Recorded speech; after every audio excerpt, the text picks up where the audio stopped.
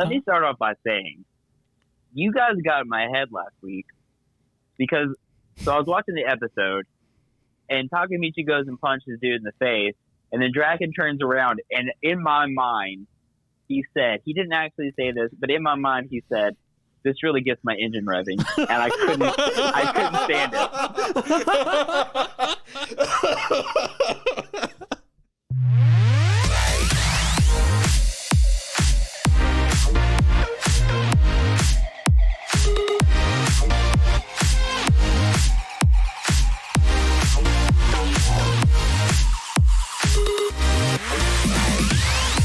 Hello, welcome into AniMan Plus, episode 42. Hopefully you guys are having an absolutely incredible day, whatever day you are listening, perhaps watching this podcast over at our YouTube channel, Sparky3. And actually, I can now officially say youtube.com/Sparky3. That's very exciting. We finally have our custom URL, so shout out to that.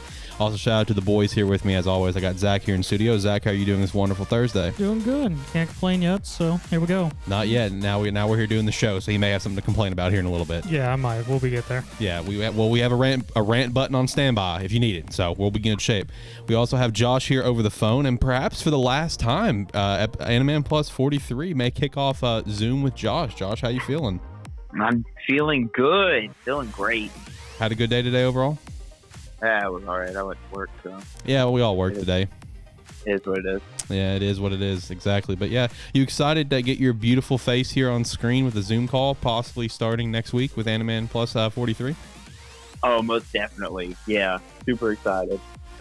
It's going to be really nice. We have a nice layout for Josh that gives like a quick fact sheet of how great Josh is. Just got to work out the manga ratings layout, and we'll be good to go. Having Josh on Zoom is also going to be really handy for whenever June 24th, 2023 comes, and Josh can give that inspirational speech. It's just going to be a lot better being able to see his face as he delivers his speech. Did you get another word in? Last time we checked in, you only had one word, being the. So did you get anything else? No, I didn't know if I wanted to start it with D, so I scrapped that one. Okay. And I'm back to the drawing board. Fair. I will say the only downside with the Zoom call is that now everyone will have to see my face. It's a beautiful face, though. It's gonna break a lot of screens. Therefore, the sarcasm earlier. Yeah. Well, we also I don't want to be held. I don't want to be held liable. Well, we also have your body pillow coming in at some point, so looking forward to that. Speaking of which, do we have an update on that? Do we know what's going on with that, Zach? See, I haven't looked into it. I probably should have already gotten it, but I haven't checked. Okay. Well, when you get a chance, look into that. I'm curious when his body pillow's coming in. It's going to be nice. It's going to sit right there on the casting futon. You know, if you can go to the casting futon for me. It's just going to be... a black screen. Yeah, black screen. Never mind. Okay. Well, anyway, it's going to be sitting over there. It's going to be great. You're going to get to see that version of Josh, and you also get to see him on Zoom. It'll be a great time. Just like this episode, it's going to be a great time because we got some good stuff to talk about here with a lot of Viz announcements for what's coming in spring 2022. Some very interesting things to keep an eye on. We're going to be talking about that here in a little bit. Some JJK news. We also have some sales numbers for a couple of new movies that came out over in Japan, including Seven Deadly Sins, Cursed by Light, which I still am very scared to watch at some point. I haven't seen anything on it. I've been kind of staying away from it, but I did see some sales numbers. But with that said, first and foremost, if you could, go follow us at Twitter at AniMan Podcast. We'd greatly appreciate that. And also go follow my other podcast at LH Gamers Podcast, because Lighthearted Gamers, man, we're about to hit episode 50. Mm-hmm. We have a very special episode planned, and very excited for that. And we're currently in the works to plan something special for this show as well for episode 50. That's going to be in 8 weeks away. So you stay tuned, because we're gonna do something really awesome for 50. I just don't know what yet, but we're gonna figure it out. We'll get there. And lastly, if you want to support us further, the Patreon is a great way to do so. We'd greatly appreciate it. But do not feel obligated to listen to the show is enough. Be a friend, tell a friend. All right. With that said, let's jump into it.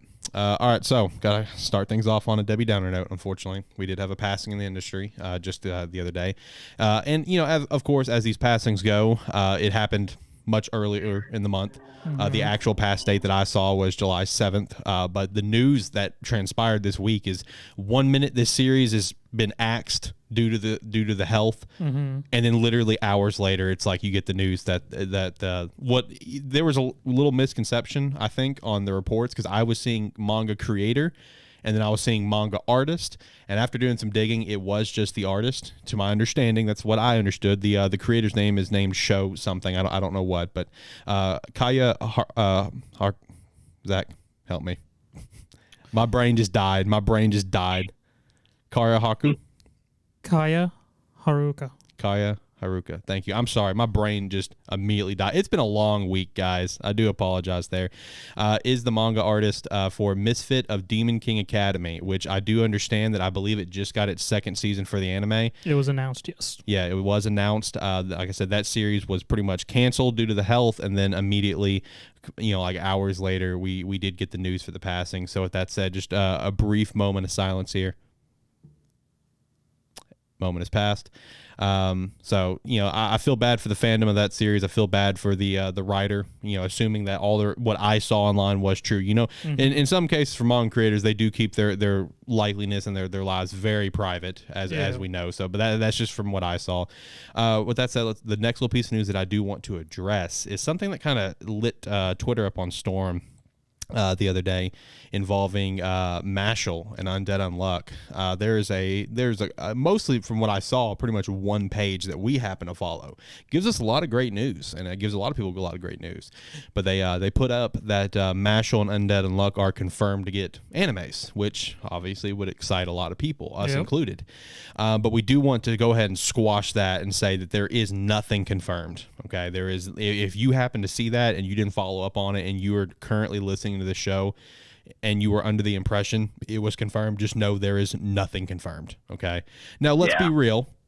It's gonna happen. Let's be real. There's gonna be a Mashle anime. As being realistic, there's gonna be an Undead Unluck. I'm gonna hope there's gonna be a Mission Yozakura family anime. There's gonna be an Ayakashi Triangle anime. That's all stuff that we can very safely assume based on sales, longevity of how they've been in the magazine. Mm-hmm. But there is nothing confirmed. If you thought there was something confirmed, go ahead and just calm it down. Because now I will say, when they were talking about, they didn't supply any sources. They didn't even say, oh, this source has told me. They didn't say anything like that. Just that it was confirmed, and they did say that announcement is a ways off. So granted, all this could be very well true. I'm just trying to tell people to lower the hype a little bit, because they were saying that we may not get an announcement until like December or something. So it jumped yet. Yeah, is when they said, which like you had mentioned. I even did some research. I tried to find some kind of source, some kind of leak, maybe a domain name that was registered, a Twitter PR account like there was a Blue Lock. Nothing. There was nothing at all that would even like suggest or hint that either of them would get are confirmed to have an anime. Now, with that being said, like if you're a manga that wants an anime, Jump is probably your best bet, because 9 times out of 10. Something in Jump is going to get animated. Off the top of my head, I can't think of any like big series that sells a lot that hasn't had one. So there very well may be one in the future or one in the works, but it just, as far as it being confirmed, was just not the right wording. Yep, I agree completely. So with that said, let's hop over to the next little piece of news here. This is a follow-up to last episode involving this Full Metal Alchemist news that we were talking about. It's a mobile game. More to come in winter 2022. So it's Josh, I like how you point out in our Discord where it's just like we have two pieces of news involving like some old, like really popular series, being Hunter x Hunter and Full Metal being teased, and they both just end up being like mobile games or like an escape room. Yeah. Full Metal Alchemist at least was more exciting than the escape room. At least, there's a chance that this mobile game may be really good. That's true. It could be. Yeah. But I mean, I can escape Hunter x Hunter while playing FMA, so. I hate you. Exactly. I hate you. Next little piece we got here is just a friendly reminder that the Crunchyroll Expo is scheduled for next month, so expect some pretty cool announcements there, I can only safely assume. With that, in September as well, a couple months away, we do have Demon Slayer Season 2 news to drop on the 25th. There was a new trailer released recently, as well as a promo art, so if you have not seen that, make sure you go check that out. Netflix recently announced at WitcherCon that the Nightmare of the Wolf anime film will be released on August 23rd. So if you're a Witcher fan, make sure to keep an eye out for that one. Here's kind of an interesting one, and something to kind of this one's actually very, very soon. So circle your calendar on this one. Dragon Ball Super is getting a panel at San Diego Comic-Con this year. Masako, who of course is the voice of like Goku, Gohan, Goten, etc., will be there with the head Dragon Ball's Shueisha team and the new film's director. The panel is scheduled for Friday, July 23rd.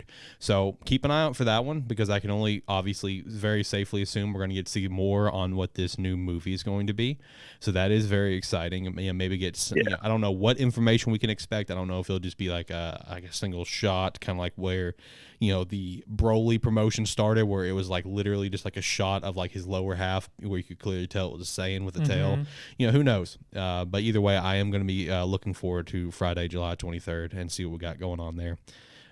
Me personally, I'm fully expecting some kind of tease for the movie, because you don't have a panel that true and not drop any kind of like hint, trailer, tease, or anything like that. I agree completely.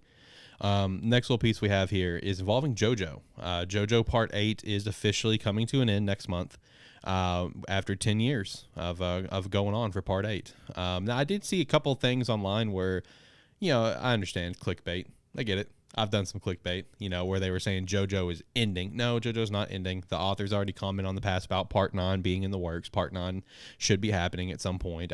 I want to say Part 9 was even leaked at one point, like the pro tag for it or something, if I remember correctly. I don't remember, but Part 8 is going to be coming to a close next month. So if you're a JoJo fan, that is a little disappointing there if you're a big fan of Part 8. But we got Part 9 around the corner. Let's talk some sales numbers, because this is actually pretty interesting. So if you've been tracking this, Tokyo Revengers has a live-action movie that did just recently come out over in Japan. Got to say, I watched the trailer. Looks fantastic. It really does. I was very, very impressed with the trailer, and I would love to watch this movie.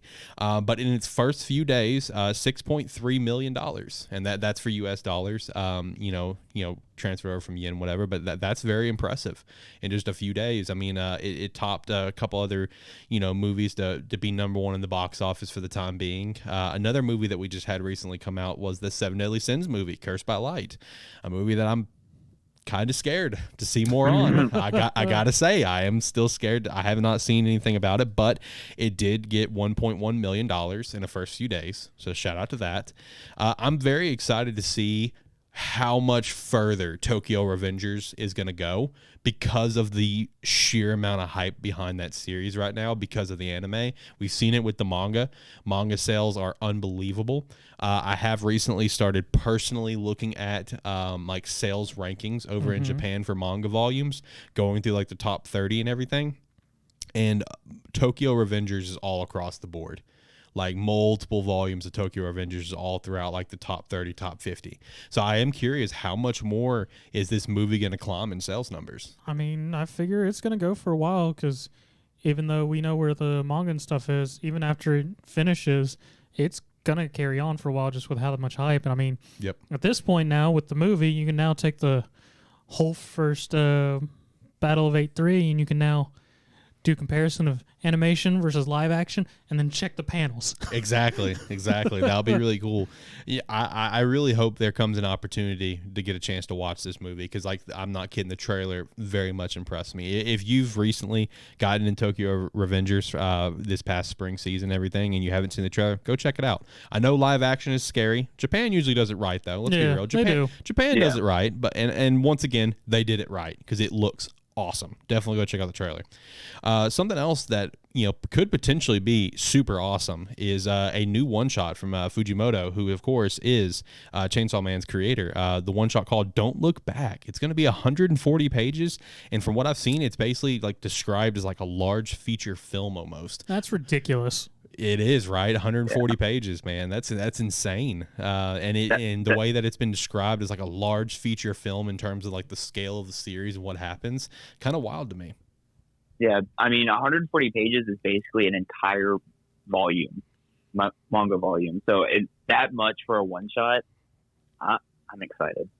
Yeah, hopefully we get a chance to read that. If we get it, yeah. That's the thing, if we get it. Now, granted, we can always find a fan-translated site. Let's be real. That is, unfortunately, something that we can do. Unfortunately.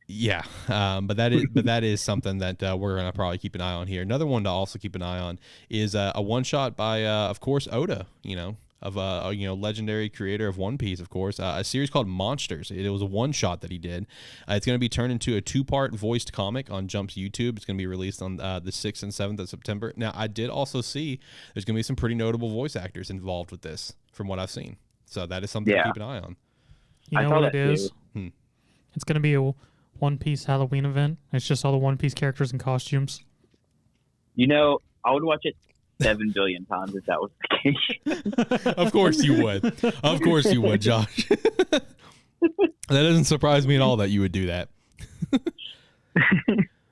Well, let's also hop over and let's talk about some JJK real quick. We did get to see JJK Volume 0 film character designs released. They look good. They look solid. Yeah. Looking forward to this movie. Looking forward to seeing more in the movie. But more importantly, something to look forward to. August 2nd, issue 35 of Weekly Shonen Jump, JJK will be returning from its hiatus. The hiatus is over. Yeah, the hiatus is over. It did not get a Hunter x Hunter treatment and go years. So that is exciting to see that it's coming back. Hopefully, obviously the creator is back in good health. Hopefully we're gonna get these new chapters and see that he is, in good health. Because I mean, it was very obvious how the chapters were down up into the hiatus being announced, right? Mm-hmm. Literally completely unfinished panels. So that was very, very obvious. So looking forward to it coming back. I don't remember the chapter number. Is it like in the 130s, maybe 150s? I don't remember. But either way, is going to be excited there. Let's talk about a little bit about Viz here, because Viz did announce quite a bit. They just randomly do this from time to time, just a huge, drop of information. And once again, this is what they gave us with what's coming out in spring 2022. Some interesting stuff on the way. We do have, of course, Demon Slayer Stories of Water and Flame on the way. We got a JoJo Bizarre's Adventure, art book. We got coloring book for Demon Slayer. We got Dragon Quest, the Adventures of Dive Volume 1. There you go, Zach. You can pick that up. We have Deadpool Samurai. I know that's one Josh may take a look at. Pokemon Adventures X and Y. And lastly, which, not lastly, there are a bunch of others that are going to be available digitally, like Bone Collection's going to be available digitally. I believe like Hard Boiled Cop and a Dolphin's going to be available digitally. Magu-chan. Mm-hmm. Yeah, I mean, there's a lot of series. And for the record, I know some people may hear, like, let's say, Bone Collection, a series got axed after 15 chapters. Like, why is it being released over here? They release all of them. I'm just going to go ahead and point that out. Yeah. It doesn't matter if it gets axed. They all get released. But the one that we are going to look forward to here, Sakamoto Days, Volume 1, coming over here to the West, where you can just go buy it at a store. That is pretty cool. That is a series that Zach picked up first. Mm-hmm. Really kind of sold us on it, with the vibes that it kind of gave, where it's just kind of like a slice of life, as well as all this kind of action. Reminds you a lot of like Gintama in a way. Yeah. And I can I have not personally really dove into Gintama, but what I know of Gintama, I can agree with you. I feel like Sakamoto Days really filled a void that only Gintama had and left. And I'm pretty excited to see what the sales are going to be like over here when Sakamoto Days Volume 1 comes out. Is that something that you're going to maybe pick up, just maybe for a collection? I mean, me personally, probably not, just because I don't really have any space for a physical collection at this time. But I may look into it later. But yeah, it definitely does fill that void, because there was Gintama, then you had Sket Dance for a while, which was a little bit different, but about that same feel. And now, it got Sakamoto, so. Right. What about you, Josh? Do you plan to pick up Deadpool Samurai by chance? I think I might. There you go. It seems really good. That and the crossover with All Might. True. I could be down with that. True. I am kind of excited to see the sales on Sakamoto Days Volume 1. If we get sales over here, I don't know if they track them, but it would be interesting. I'm sure we can dig into it. Just because. Something else too, because Demon Slayer is huge, and so is Rengoku. Mm-hmm. The Demon Slayer Stories of Water and Flame, like, if Demon Slayer wanted to make more movies and they didn't want to do arcs, I feel like this could be something they could do a movie out of. Just fair. Just because how big Rengoku is, and as you probably know by now, if you don't, sorry. But I'm not going to say because it's a spoiler. Oh, you set it up as if you were going to say it. We were sitting here waiting for it. I looked at Zach. He's just like, okay, you going to say it? Well, I started it and I was like, well, maybe someone hasn't watched it yet, because it's not actually out over here unless you have Funimation. So if you don't, or if you haven't read it, you should watch the anime. Okay, moving on. I really wanted to just yell it just now. No. I really, really wanted to just yell what he's talking about. But either way, I do see your point, though. Stories of Water and Flame could be a good possibility for a Demon Slayer movie. I do see your point. And if it ends up happening, Josh called it right here, episode 42 of AniMan Plus.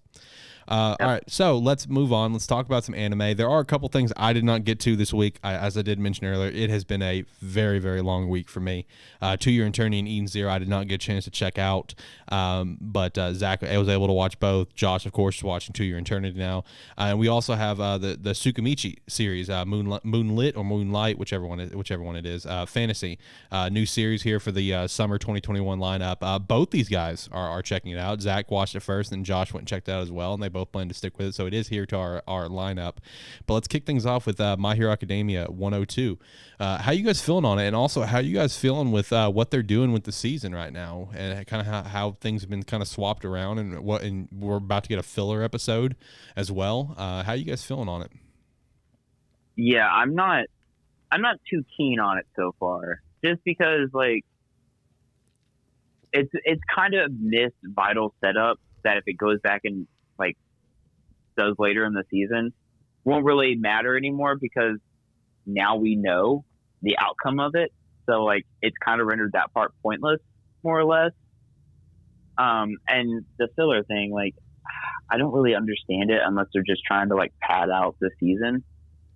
Because I know they've done filler for it before, and including it's Selkie basically. Any episode with Selkie is a filler episode, so it's not the first time, but it's just odd. It's just odd how they've rearranged it, and then are just thrown in a filler episode. It feels like they're padding it out, and it makes me very weary. As far as the episode goes, I enjoyed it. It was good. No complaints. Yeah, it was just more on, them working with Endeavor, and Endeavor kind of really piecing together more about what is to come and what these students are going to be in this entire thing, and why he takes them on himself. In terms of the kind of, what they're doing with the season, with the filler episode being next, obviously we don't know what's after that. I haven't looked in the titles personally.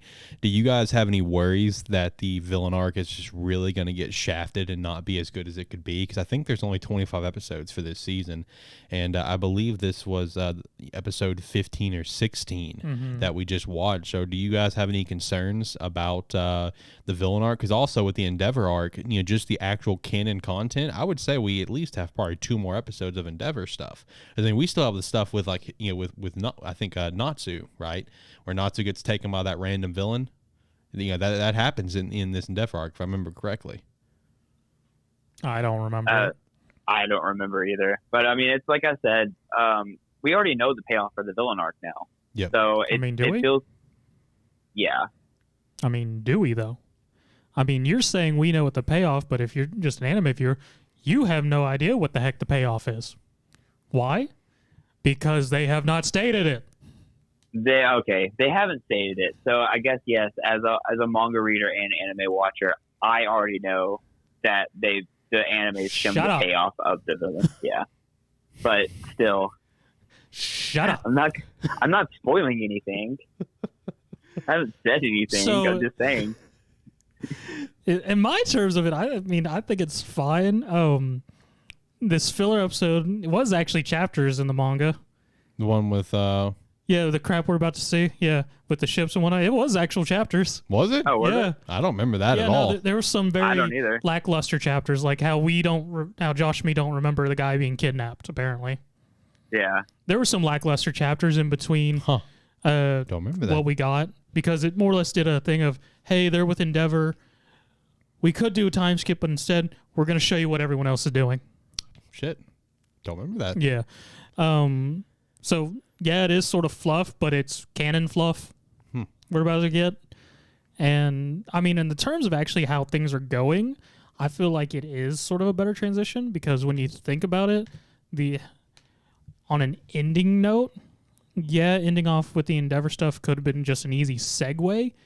But if we end with the stuff we're expecting to see towards the later end of this season with our villain peoples that they're hinting at stuff that's happened, it's actually a much bigger climax ending. So, I mean, I could see it working out well, based on just more drama and climax and things going of just a, oh my God, this is where we're going, towards more than a, okay, well, we're going to go do some stuff for a while and come back. Okay. That's fair. Josh, you bet on the same page there? Yeah, I can get on it. I can get on that train. Can get on the train. Well, we're on another train that we may actually get an answer to here kind of soon. Oh, yeah. Yeah. Looking forward to that. Very much looking forward to the next couple chapters of My Hero, because we could get some possible answers for a train that Josh and I are on. But Josh, what about a train that you've been on for a very long time now? That's the One Piece train. What about One Piece 992? Man, I gotta say, One Piece animation never fails to just absolutely just blow things out of the water, dude. I saw the entire like ending clip of where they're going to do the toast, and man, just everything about that just looked gorgeous. How did you feel about the episode? Yeah, I really, oh my God. So I watched the episode the day after it came out. So I had seen some screenshots and stuff, and it really doesn't do it justice. Like, they went all out on this episode. It was almost like watching a 30-minute movie. It really did look like a movie, the bit that I saw. It really did. I thought I was watching a clip for a movie for a second. Dang, okay. And to be real, like, a lot of the episode was fluff, but because it was just done so well, like, animation wise, it didn't feel like it.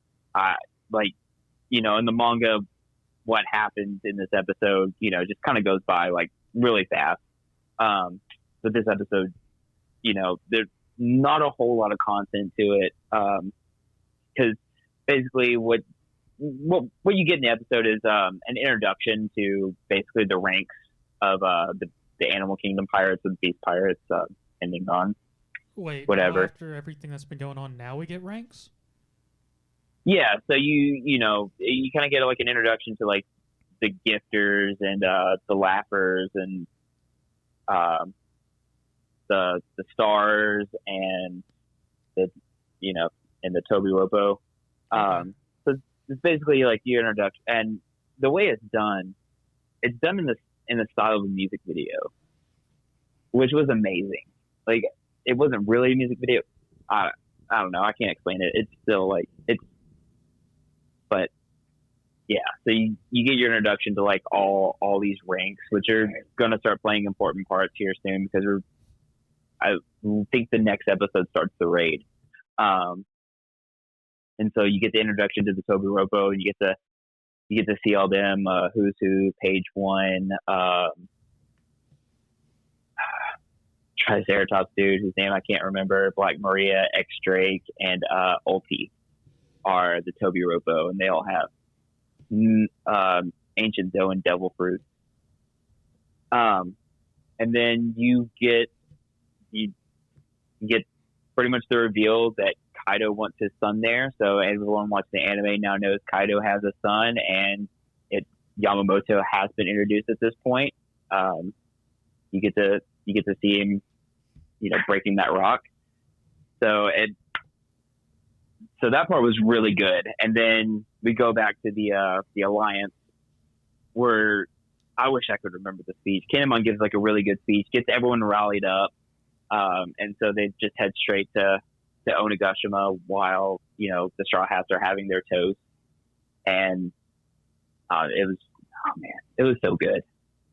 I'm gonna have to go back and rewatch it. It's one of those episodes where you have to go back and rewatch it. I feel you. Yeah, and I encourage you to watch it if you haven't, just because it's done so well, and for an ongoing weekly anime too, not one that's seasonal. This thing's been going on strong for the last 20-something years. Right. So that's also very impressive. Well, another anime that's going to go on for about 20-something years. How's Dragon Quest, Zach? I mean, it was okay. Awesome. I mean, so Mr. Vern showed up with his giant castle, managed to sneak up on everybody because he can emit fog, got to meet the other leaders of the countries and have their summit. One of them's a pompous ass and thinks his tank units can destroy everything, so he's just more or less demanding that everyone just follow him into battle and he take charge.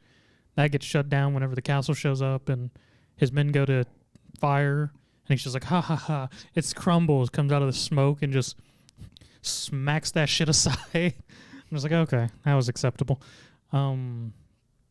Crocodile saves a guy because he sees the guy has some morals, and he's just like, I can't let him die.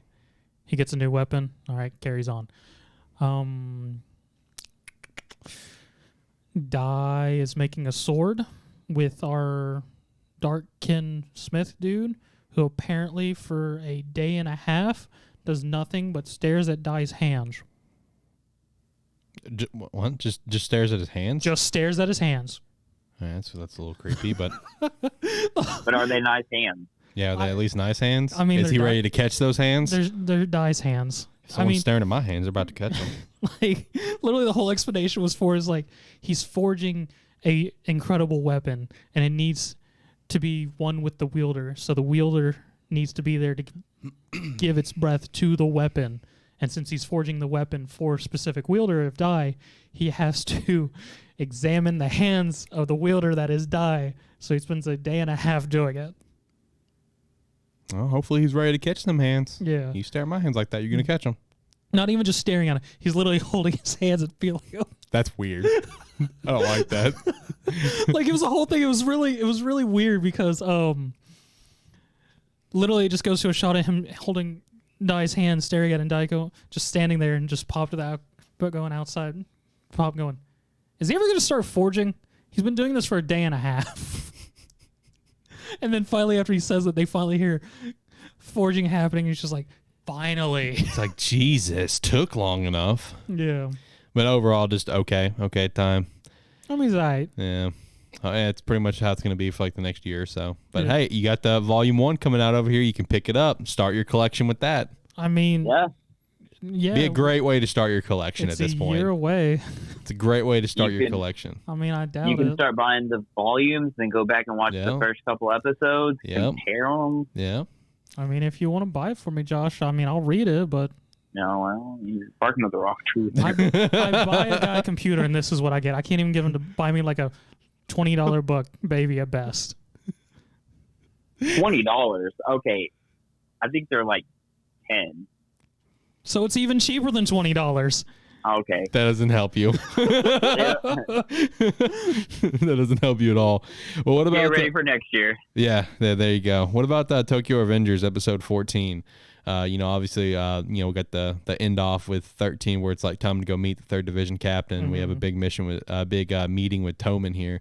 How are you guys feeling about this episode? Josh, how you feeling about the direction of where we're going since you haven't got a chance to read this yet? What are you guys' thoughts? I thought it was a really good episode. You got a chance to introduce who has been kind of set up to be our antagonist, really. An actual real good introduction here, becoming the 3rd Division captain. Got some setup for what's to come with our character Baji, who's, of course, the 1st Division captain of Tomen. But how are you guys feeling on things? Let me start off by saying, you guys got in my head last week because I was watching the episode and Takemichi goes and punches dude in the face, and then Draken turns around, and in my mind he didn't actually say this, but in my mind he said, "This really gets my engine revving," and I couldn't stand it.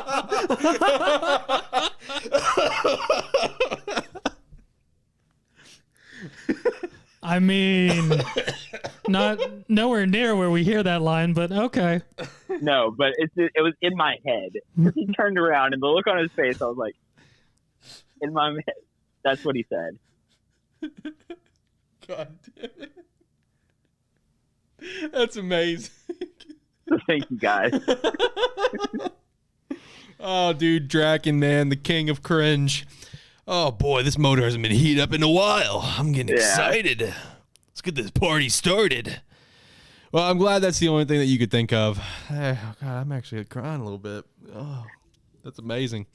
Anyway, besides that, what did you guys think of the episode? I mean, it was overall a good episode, just showing the dynamic of our first real interaction appearance of what's been built up as our main antagonist, Kisaki. Yep. And everything, and how he's finally being involved with Tomen. Just Takemichi hyperventilating the entire episode. Yeah, basically having like a panic attack almost.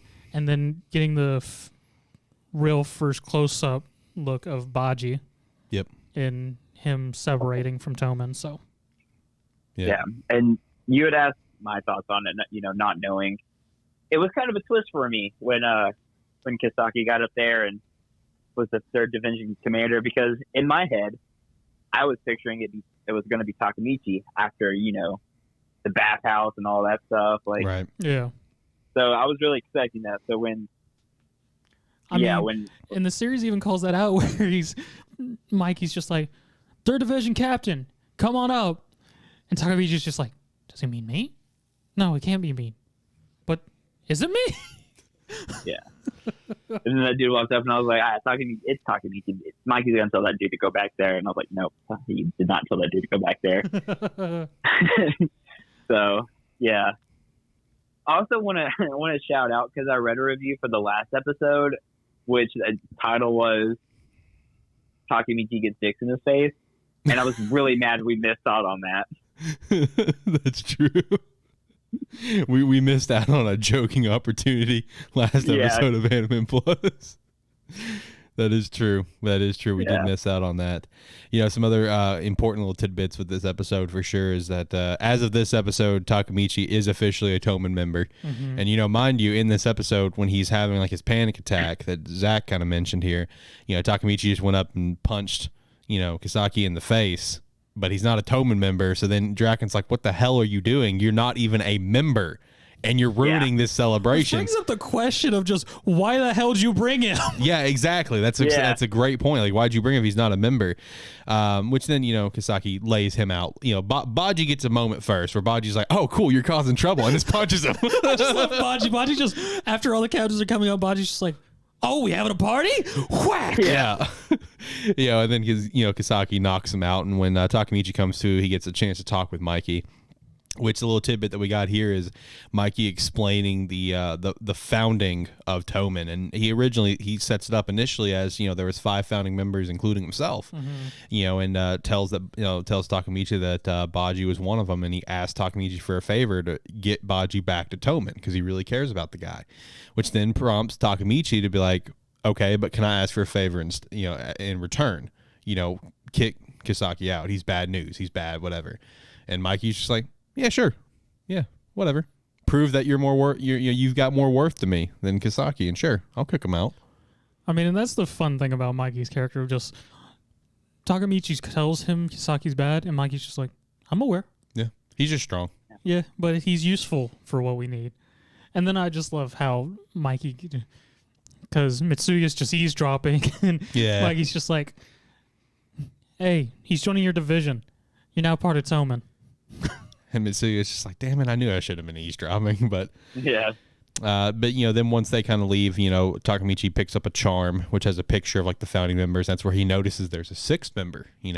Mikey literally just told him it was just 5, so he sees this 6th member with like a tattoo, whatever, and you get to see the character at the very end, which is setting up a prominent character for this arc. And the 6th member of Tomen, or at least according to that picture. Mm-hmm. So I'm really excited for Bloody Halloween. This is going to be a good arc. This is a really good setup for the arc. And I got to say, man, that new ending, I can't get it out of my damn head. That new ending song is so good. And so is just the entire animation of itself. I cannot stress enough how just the first couple of seconds of where you're seeing the city and all the lights and stuff, it is so mesmerizing because of how just beautiful it's animated. It's really weird that it's an ending too. It is, right? Because it feels so extremely hype. But dude, that is probably one of my favorite anime endings of all time, just because like the animation for it is just so absolutely gorgeous, and the song is a banger. For sure.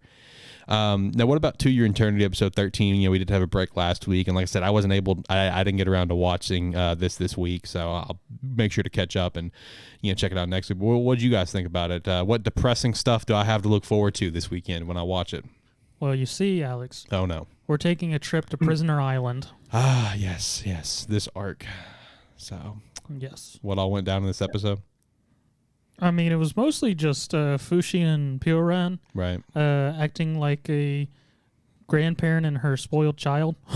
That's accurate. Yeah, basically.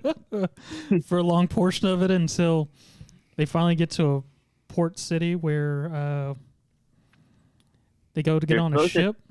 Yeah, to take him to like a continent where it's only animals, so nobody's gonna bother him. Is the goal? Yeah, because Fushi's having this whole crisis after everything that happened with Gugu. He doesn't want to cause more people to die and whatnot from Noker attacks. So Peter Ren's just like, well, we can go here, and they go to a harbor to get on a ship, and a girl just like, oh, sorry, that ship's full. Let me show you to this one, and it's a ship going to Prisoner Island. Yep. And I just want to say, fuck those kids. Fuck that owl. You should have did something. That's fair. Yeah, this Prisoner Island. It's gonna be a time. You know, we got a very important character that's gonna be coming into play here with this Prisoner Island. So it'll be a time. I want to say, if I remember correctly, this series is 20 episodes. So we don't got much longer left, unfortunately. But it's been a ride so far. I can say that Zach and I both are officially caught up on the manga, though. That is officially added to our manga lineups. Good series, man. Good series. If no one's checked out To Your Eternity yet, what are you doing? You need to hurry up and check it out. I mean, I even did it. Yeah, he finally did it after watching 5 episodes and saying this sucks, and then didn't go back to it for 5 minutes. 5 minutes of the first episode. Yeah, 5 minutes of the first episode. And then didn't go back to it for like 12 weeks. Yeah, asshat. But what about Tsukimichi? You know, Moonlight. I don't remember which one it was. Fantasy, new series here with summer 2021. We talked about it last week. This is the series that initially looked really cool to me, but I've sworn off of because I don't think I could deal with the spiders. But anyway, what did you guys think about episode 2? Again, the spiders aren't even that bad. Literally, this episode is probably going to be the worst one for you. It'll be your favorite episode, but the worst one for you. How would it be my favorite and the worst? Because there's just great animation, character play on each other, and the fact that our MC has no control of the situation whatsoever. That does sound like things that would be up my alley. And just the fact that our MC, more or less, he's there, and he's just doing things until he's pushed up against the wall and goes, screw it. I'm going to wreck you. Ooh. Yeah. Yeah, he basically had a fuck it moment, which was really great. Everything that you're describing to me right now sounds like this is actually a porno. And it's a moment that you would be really hype about, because the time where he just goes, screw it, is at the time when the spider's been into him and he's draining his blood. And he's just like, you literally think you can just drink my blood? And more or less just makes a magical endless firing revolver. That's a no for me, dog. And it's just like constantly berating it, which was great. I mean, you would enjoy the spider getting blown up at least. You also come to discover the spider's a bit of a masochist. Yes. Lovely. Which the spider is really funny because the entire time Shin's like, yeah, I know this thing. I fought it a couple of times, but it's not worth killing because, you know, it's so mindless with hunger. I just let it do what it wants. And then towards, like, the spider's, like, regains its, like, memories and stuff because it was so hungry. And Shin's just like, so do you remember me? He's like, no, I don't remember you at all. It's just really funny because, I don't know. I mean, the main part of the episode was just it finished up with Shin becoming our MC's servant, finding out that the subspace she controls has suddenly changed into fertile land after becoming contract with him, carrying animals and plants from back from Earth, Japan now. And then he goes back to the Highland Orc village to let them know everything that's happened. Shin's not whatever and whatnot. And more or less, she goes over and says, hey, if you really want to show gratitude, want to live in a fertile land and make him your master? Yeah. And all of them, he goes to sleep after the party, wakes up, and they're all bowing before him. And he's just like, what's going on? What do you think it is? Everyone's packing up their stuff to send us off? And that's it. So Highland Orcs join the land, then they get attacked by the Great Calamity, which is a giant spider. Oh, I thought it was going to be Ganon. Nope. But a giant spider is definitely more of a calamity than Ganon, at least in my opinion. So that's fair. I would definitely consider a spider a giant calamity more than Ganon. Yeah. Zach, help me out here. What's our NC's name? I don't think I've caught it yet. I remembered it. You know, since I recently read the manga, you would think I would remember, but Hey, it's fair. We're We're not known for remembering names on this show. I honestly cannot remember his name. I know it starts with an M. Yeah, I don't remember. We'll just call him Master, I guess, because that's what he gets referred to the most. No, thank you. No, thank you. No, but anyway, so RNC's helping the orcs build up their new village and their new home, and that's when the spider attacks, basically, and you kind of find out that Shin lured it there because she wanted to see how strong RNC actually was. So RNC's fighting the spider can regenerate. So basically, anytime RNC cuts off a leg, it just grows back. Gross. And about that time is when the spider, bites him and starts drinking his blood, and he has that fuck it moment and just like goes off on it. And then fuck off. And then Shin has that interaction with the spider, asking if it remembers her, and then Shin convinces the spider to let RNC become its master so that it can continue to fight him, I guess. Well, more so or less, there's a moment there at the end where the spider's finally been sated and gains her memory back and goes, "Yeah, I'm never gonna let him leave my side." And she's just like, "Whoa, hold up. This is my master, but if you want to do a contract with him, that's cool." And the spider literally calls Shin. I was like, "Are you really his servant? Do we not need to get his consent for that? We'll get it later." Yeah, don't worry about it. Basically. You also find out that the reason Shin's dressed like a samurai is because her favorite memories from our MC are like period pieces. Historical dramas. Yeah, historical dramas, more or less. And then at the end, as our MC wakes up after passing out from his fight, he finds a black-haired beauty in a complete black kimono just waiting for him to wake up. Yeah. So, yeah. Josh, I also want you to know that you missed me cringing. Oh, I'll watch it later. Yeah, you will. Yeah, because Zach turned to it. Josh, while you were sitting there explaining things, and you may have heard me just silently say, fuck off, it was because I just cringed and Zach was laughing at me. Anyway, well, what about Eden Zero episode 14? We're right in the middle of this hermit arc here, trying to get her on board. They're in this big game, Digitas, I think is what it was, or Digitus, I don't remember. And we get introduced to this Reaper guy who calls himself the Chosen One and can kill NPCs. So how did episode 14 go for you?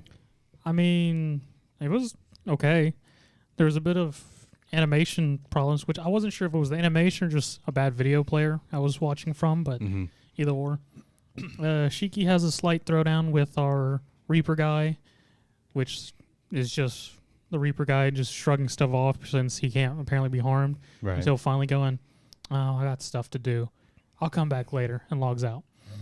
Then they go visit Hermit on the little hill she has, finds out that she hates humans. She wants nothing to do with them, and she wants them to put her body back on Iron Hill. Mm-hmm. And so the group walks away and rethinks what they need to do to get Hermit to join them, only for the town that they're in be attacked by a bunch of monsters because they are loyal to the Reaper guy, and he's ordered them to kill all the NPCs and players.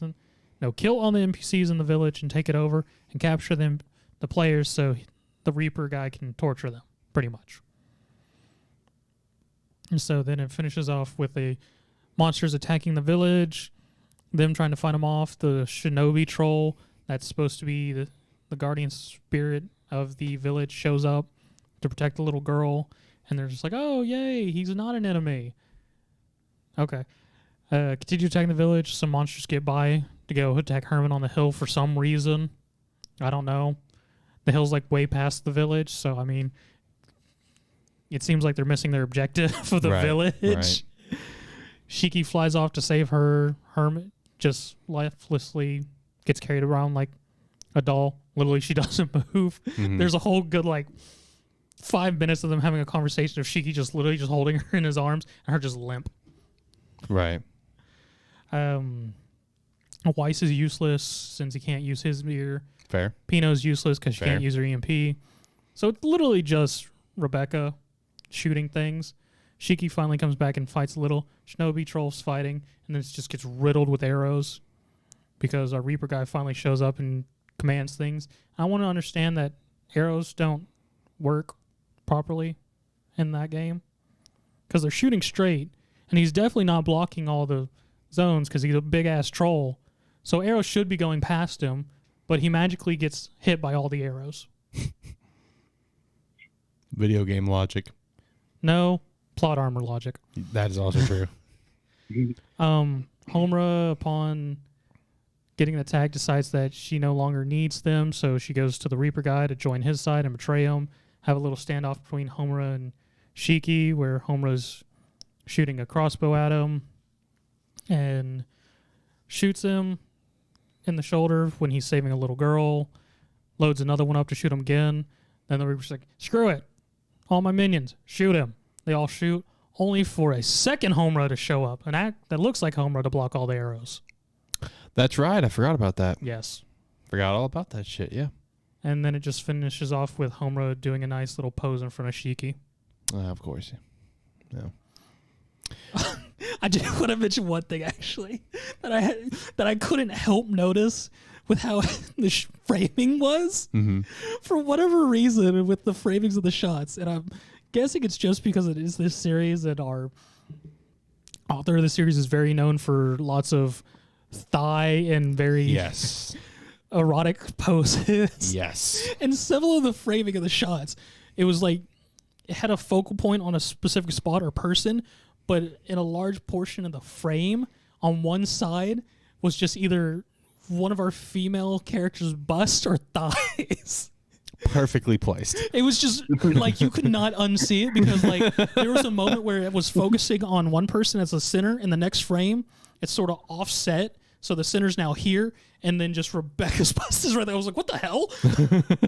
I was just like, okay, I guess, sure. Really wanted to get the point across there. Oh, that's so fitting. It's fantastic and very fitting with what to expect out of Eden Zero, honestly. And it was real bad because it wasn't even just one shot. If it was one shot, I would have just thrown it. There was like 4 shots. Of course. Yeah, right. Okay. Yeah, that sounds... I'm surprised it's only 4. You know? With Eden Zero, I'm surprised it's only 4. All right, so what is you guys' favorite episode of the week? I, of course, only watched 2. That is part of our lineup. I will say I did watch a few episodes of Boruto, actually, because, you know, we have been in the midst of actual canon content. Yep. I do know the Naruto Sasuke Jigen fight happened not too long ago, so I did watch those episodes. I'm still back about 3 episodes. I do want to shout out with the Naruto Sasuke Jigen fight. While it was a great fight, I do feel in terms of like this high-level epic anime quality that, like, let's say we've seen with Naruto Sasuke versus Momoshiki. Yeah. It's not even comparison. I mean, it was really good, don't get me wrong, but the Momoshiki fight I feel like was on a totally different level. And also, I'm very late to the party on this one because I have not watched Boruto in a while and I have not really seen any news. But man, I hate that I can never remember his name because of just how distinct his voice is, that where you can hear his voice like for a second in any anime and you immediately know who it is. But the guy that voices like Overhaul, Nanami, and the Man in Black voices Jigen fits so well.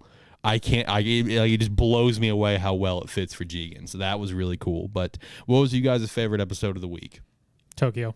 I would say Tokyo, yeah. I only watched 2 of our lineup, but I would say Tokyo. I mean, it also triumphed a few episodes I watched of Boruto as well. But yeah, Tokyo for sure. What about you, Josh? I'm going One Piece over here. That's fair. How can I not? Dude, that's fair. That in shot is all I saw like the last probably 4 minutes or so is what I watched, and it did look incredible. Like it really did. So I don't blame you on that one.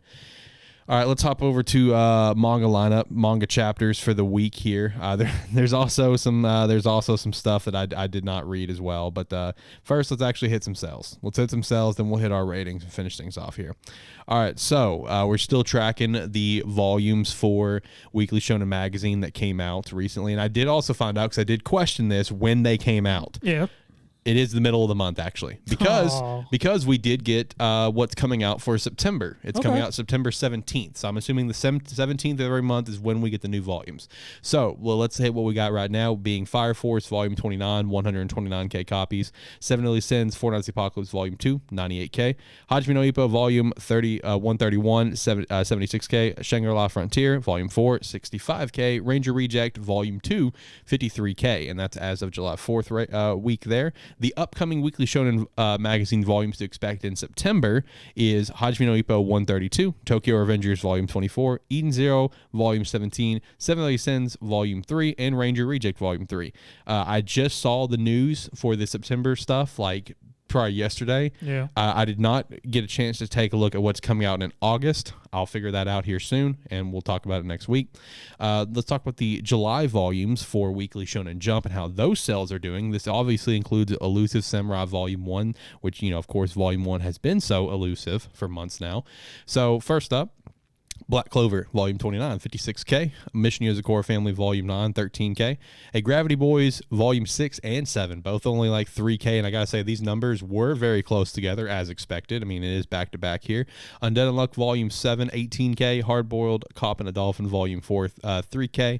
Phantom Seer, Volume 4, 9K. Me and Roboco, Volume 4, 7K. ITLC, Volume 2, Unranked. And lastly, Elusive Samurai Volume 1, 32K. Not bad for a Volume 1. That is really good. Yeah, for a Volume 1, that's pretty solid. So that's pretty cool to see here. Upcoming, of course, we have the double issue for Weekly Shonen Jump. They are taking a break because of the Olympics. So for 33-34, One Piece will be gracing the cover for color pages out of the Weekly Shonen Jump series, only My Hero Academia. And then we're going to have 2 one-shots that are going to be color pages. Some notable things to take a look at here is Dr. Stone's going to be first in the lineup after the One Piece cover, followed by Undead Unluck after that, and then Ayakashi Triangle dead last in the lineup. I thought that was pretty interesting, especially with the hype that is around Ayakashi Triangle. So I did definitely think that was kind of interesting that it was in dead last. And then we also have issue 35 coming out after that, as we kind of thought was going to happen, because we already saw the news a couple weeks ago that My Hero was going to have like 3 straight issues of color pages. We knew it'd probably get the cover. Its anniversary is around this time period after all, and it did. Issue 35 is a My Hero Academia cover, and for color pages, Undead Unluck and High School Family. That I am now Praise more. Kubo. Kubo has saved this series. No doubt in my mind at this point. He put out one comment. He's like, I'm enjoying this, and High School Family, a series that I'm currently enjoying. After that, it somehow dodged the axe time and time again, even though the sales have been dog shit. The sales did pick up a little bit after he said that, though, but they have still been bad. So. You know what happened in the producers? They went, or publishers, not producers. They went, oh no, Kubo likes this series. If we axe it, there's no chance we're getting burned. Exactly. It's like, we're not going to get the next season of Burn the Witch. We can't do this. Some notable things coming out with issue 35 here is, of course, like we mentioned earlier, JJK is going to be coming back, so be on the lookout for that. And there's also going to be a 17-page special called for My Hero Academia called My Hero Academia Endeavor's Mission. So be on the lookout for that as well. I don't know if we'll get to read it. I'm assuming we might be able to. That'll be cool. And Dr. Stone will also be on a break in issue 35. And then after that, quick little tidbit here, just to go ahead and friendly reminder right now, after issue 35, we will also have another double issue, 36-37, which means we'll have a break after that. That one is normal. Shonen Jump usually takes a break sometime in the summer. These two just happen to be so close together because of the Olympics, but a break in the summer is normal. So lots of cool stuff there with the sales. 32K for Elusive Samurai Volume 1, as kind of starting off as the first bit of sales numbers that we have to follow here, is pretty cool. Like I did mention earlier in the show, I have been checking out the actual rankings myself, just translating the page to English and kind of reading it, and Elusive Samurai has been pretty consistent in the top 20, so that is pretty cool. Number 1 that I saw actually across the whole board was actually Record of Ragnarok Volume 11 is the current number 1 the last time I checked, so I did think that was pretty cool. Spy Family, I think, was like number 3 or 4. I thought that was pretty cool too. It was really interesting getting to see all that, because and also, as I said earlier, Tokyo Avengers is all across the board. Like, there's multiple volumes everywhere. So I did think that was pretty cool to actually get a chance to finally look at that myself. With that said, let's actually hop over to our manga ratings for the week. There are a couple series here and there that I did not get a chance to read because of the long week that we had. All right, so let's kick things off. One Piece, of course, was on a break, but the next chapter is going to be 1019, and we're going to get this weekend. So My Hero Academia, 319. What would you guys rate it? I'll give it a 9. I give it a 9 as well. Yeah. I'll give it a 9. What about Black Clover, 299? About to get that 300 chapter. Shout out to that. Well, I hope this 300th chapter does something for me, because this is about a 7 for me. Yeah, I'd say it's 7. And I got to say, one thing I'm a little concerned about, what's been going on with these chapter lengths? You know what I mean? They've been super short. There's 11 pages. Back-to-back 11 pagers. That's kind of concerning. Is everything going okay with Tabata over there? I'm kind of worried a little bit. But yeah, I'd say a 7. 7. What about Dr. Stone 204? This is one that I did not get to read, unfortunately. India. Okay. Yeah. So I give this one a 7, because I'm having to try to remember what happened in it. I won't say that, because I mean that's like that could be a spoiler. You find out more about a character's background. Nice. Yeah. Now that I remember, so I'm gonna bump it up to an 8. They make it to India to find a person, and they're involved with another character's background. So 6. Nice. Okay. 6. Okay. I like you just on the 6, and I was like, I was gonna bump it up to an 8 because of that. And Zach's just like, yep, 6. and then on the phone, Josh is basically just like, what the and here we are. Next up, Mission Yozakura Family, Chapter 90. This, of course, is beginning a very interesting arc of where our pro tag here is trying to get his silver ranked license, and Shinzo is the first member of the judging staff, like, basically. And of course Shinzo comes out, being Shinzo, where he seems like almost like a weak little bitch, and he's like super shy. He can't really talk to everyone super loud, and everyone's just like, he's a member of the Yozakura family, like, this dude's a joke. And then the moment he gets his weapons out, he's a complete badass like he was. I'd give this chapter probably like an 8. This is a really good chapter. This arc's gonna be really cool. I'm really excited for this arc. Undead Unluck, Chapter 71. I'd give this chapter probably an 8 as well. Very good chapter here. What about Mashle, Chapter 70? How you guys feeling on it? This is really good. You know what? I think I'm gonna give it a 9. Okay. I'm gonna give it an 8. Well, you're about to catch a meat at the face. I'll give it an 8. I'll give it an 8. Yes. Wow. What about Sakamoto Days, Chapter 31? 9. Yeah. 9. Yeah. Dude, Sakamoto Days has been fire recently. I love that panel of that character we apparently got introduced of just regular frame to what happened to all the lines. Yes, dude. That was such a great, like, quick moment for that character, man. It was such a great moment, because that was like our actual introduction, correct? Yes. Okay, I was a little afraid to say introduction. It didn't even give a name for the character. No name, and as he just goes from point A to point B, he's like, tell Sakamoto hi for me. And all Shin sees is death. Yes, dude. I'm pumped. Sakamoto Days is popping off that last right now. panel of just last couple of panels of just the Shin and Lou arguing, and the why'd you kill us? Yes. Let me get rid of that decline. Spam. Yeah, it was a spam risk, so let's decline that one here. What about Elusive Samurai Chapter 24? I'm giving it a fucking 9. This shit killed me when I was reading it. I will say, coming into before we started recording, I did have to remember what it was, but once Zach reminded me, this is a 9. It was so funny. So the fact we were joking about our MCV at a freak, and apparently we're not the only ones who thought that. Yes. And the author just took it and went, okay, sure, let's just run with it. Yeah. And now even the characters think he's a freak, even though he's not. Yes. So we have like our teacher S character, right? And he has the ability to see into the future. Well, he's lost his ability, so he's getting our pro tag here to go get like a bunch of items or whatever, random crap. Yeah, to see if it can maybe jog his powers back. But it just so happens everything. It just seems like regular stuff until it shows our other character just like he's eating eel, aphrodisiac, and rope, and now he's dressing up a straw doll and a shrine maiden's outfit. Yep. Is he in like some bondage? Like, what's going on? We even got like a very beautifully drawn shot of him like in like a leather type bondage outfit, and I'm just like, this is absolutely amazing. And it's even better because one of the characters is like, that's some high level stuff for a 10-year-old. Yes. I give it a 9, man. Reading it, I was laughing my ass off. Nine's pretty entertaining for this one. It just all the characters just being. He's a freak. He's our lord. So even if he's a freak, he's our lord. So I guess embrace the pervertedness. Yes, just roll with it. Roll with the punches, man. What about Witch Watch Chapter 22? Officially back in the lineup for now, since it's apparently getting on with the plot. I didn't get a chance to read it yet, but you did. What's going on? I mean, it was actually somewhat of an interesting chapter. Which makes me mad, but whatever. So I actually give it a 7. Yeah, well, it's better than what we were giving it before. I mean, it's actually going in a very interesting direction. Whether we get past this and goes back to just a random gag manga, yeah. You're right. I mean, my big thing with it is this: like, it was one-shot gags. It wasn't even like a continuing thing. Right. All right. So, sorry, had something pop up on the computer. Cool. So next up, we did have Blue Box Chapter 13. 8. I give it an 8 as well. Candy Flurry Chapter 12.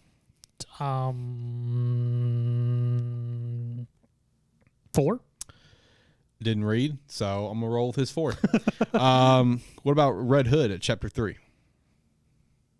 7. I'm gonna go with a 7. Yeah. I'm still enjoying it. I'm flirting with a 7 or 8. I mean, all the chapters so far have been solid for it. But Yes, very, very strong start to the series for sure. I'll roll with a 7 as well. All right, now this is an interesting one. Because this was not a very strong start, especially for me and Josh. The brand new series, Niru, Way of the Martial Artist. What did you guys think of Chapter 2? I mean, I give it an 8. I mean, first chapter was standard for martial arts manga, so I expected more to see in this chapter and next ones. But I mean, I give it an 8. I like where it's going. The sort of how it did the actual fight or build up to our fight scene was actually very interesting for me. So, what about you, Josh? How you feeling? Because me and you were very critical of this. Normally, I'm trying to be better. I'm trying to be a better version of myself. Normally, I would have dropped it already. I read Chapter 2.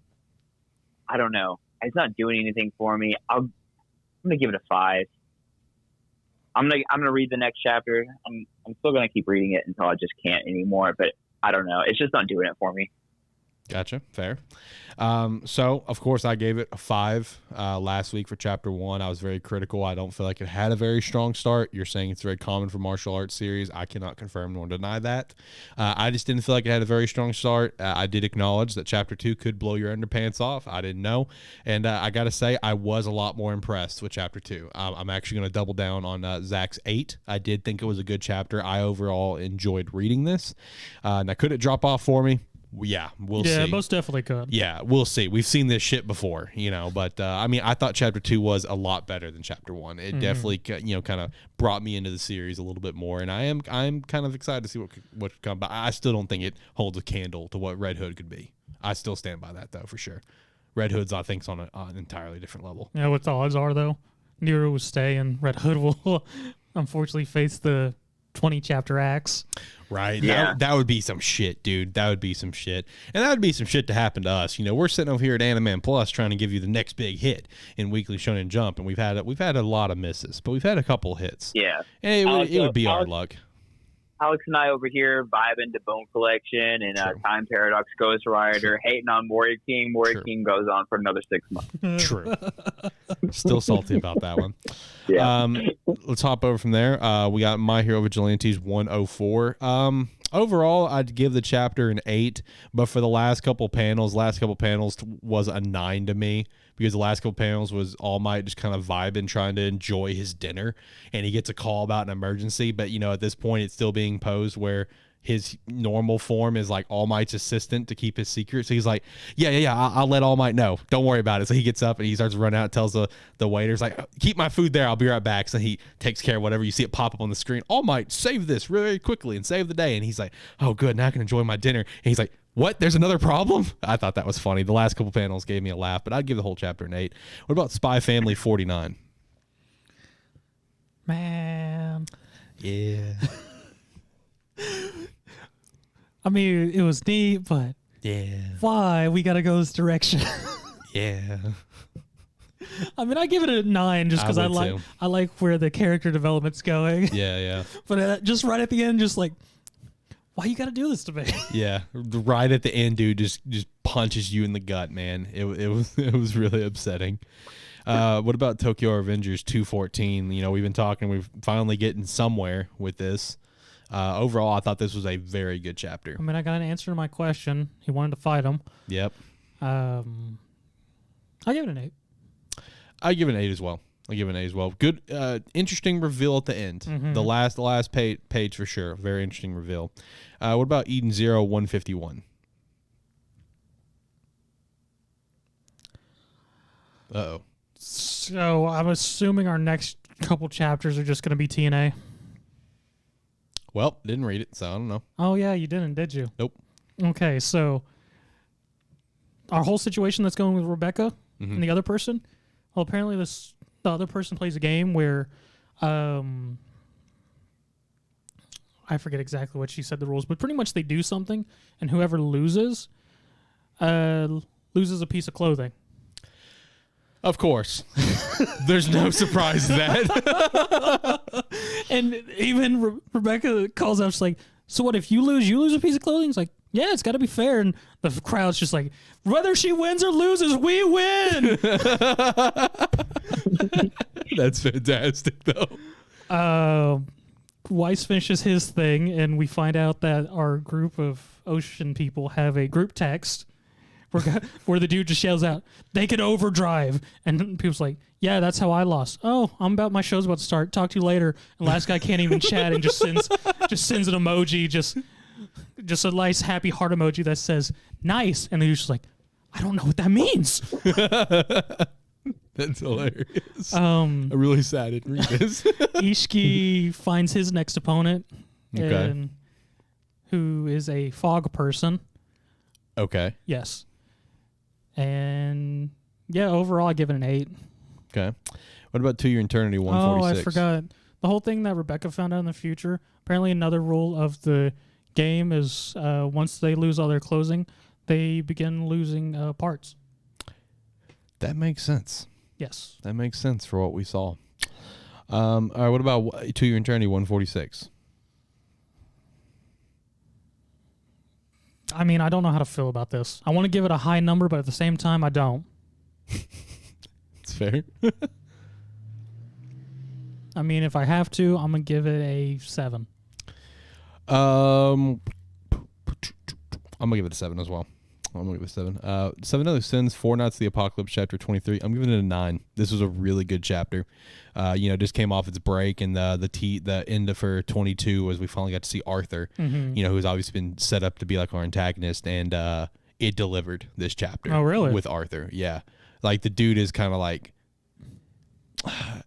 he's really gotten to like a sadistic point. That's a great way to put it. Gotcha. Yeah, like he's pretty fucked. Like he's a major asshole. And you're just going over here, Merlin, you're gonna let this happen? Merlin's just standing there vibing. She's just enjoying the ride, man. There was one little tidbit that he did mention in this chapter, Arthur did, that I did think was interesting, where he was talking about the threats that are out there in the world. He did mention the 7 deadly sins as a threat. So that is very interesting for what is to come. So I'm very pumped for what's going on with 7 Deadly Sins, 4 Nights of the Apocalypse. Definitely give it a 9. Ranger Reject Chapter 21.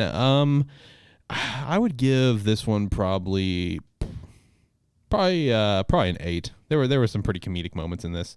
What about God of High School 523? This is one I didn't get around to. I'll give it an 8. Okay. Solo Leveling 158. 9. 9 from me. This is hype as shit right now. Yeah, no, 9 would be good.